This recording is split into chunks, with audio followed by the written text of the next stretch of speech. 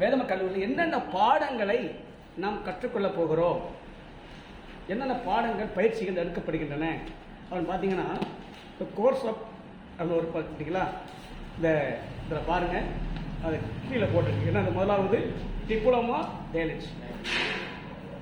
Diploma தெரிஞ்சு 1 வருடம் சொல்லுங்க, நம்ம கவனிங்க, நல்ல கவனிங்க. டிப்ளமா 1 வருட பயிற்சி.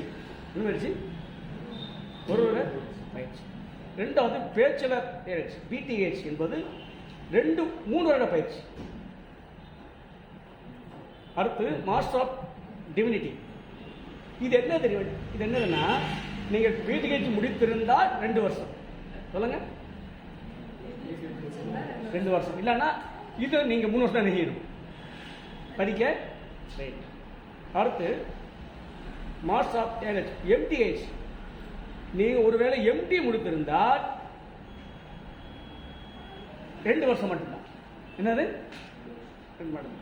அடுத்து டாக்டர் ஆஃப் மினிஸ்ட்ரி டிமி. இது ஒரு பாடம். இது 2 வருட கோர்ஸ்.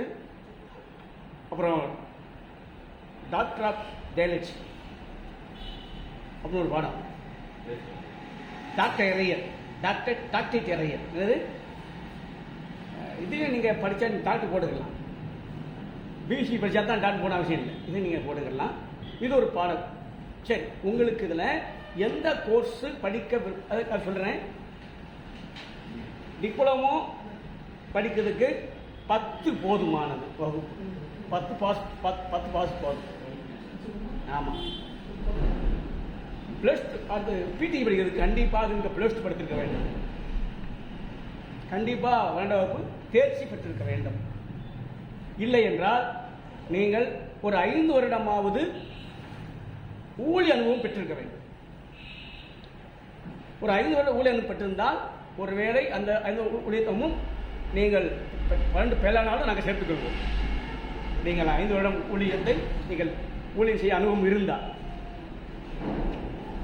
அப்புறம் எம்டிவுக்கு நீங்கள் கண்டிப்பாக ஒரு டிகிரி முடித்திருக்க வேண்டும். என்னது?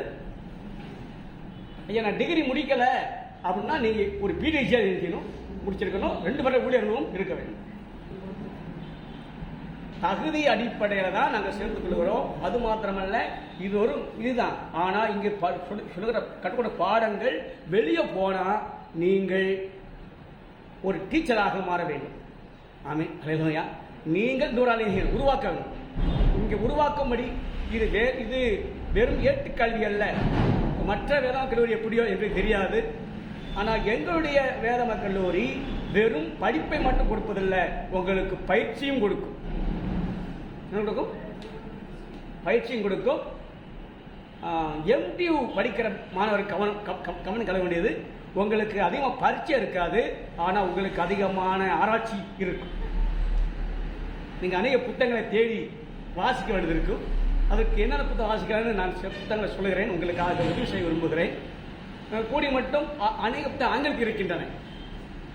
அந்த ஆங்கில புத்தகங்களை பிடிஎஃபாக உங்களுக்கு நான் அனுப்புகிறேன்.